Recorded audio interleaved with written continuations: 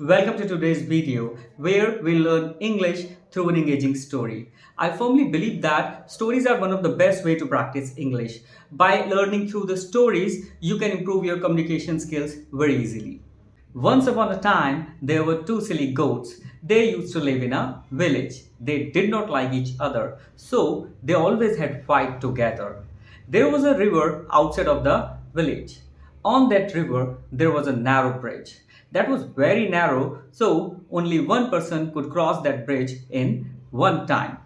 One day, the both goats wanted to cross the bridge. They were standing at the other sides of the bridge. They started walking on the bridge.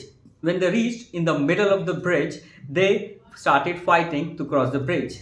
Nobody was willing to turn back. While fighting, the both goats fell into the river and they drowned in the water. So as you can see, by learning through the stories, you can practice English in fun and engaging way. Try creating your own stories, write them down and share them with others. This will help you to improve your communication skills and become more confident in your English ability. And if you like my video, please subscribe this channel. If you have any question, please write it down. I will definitely answer you. Thank you so much for watching this video.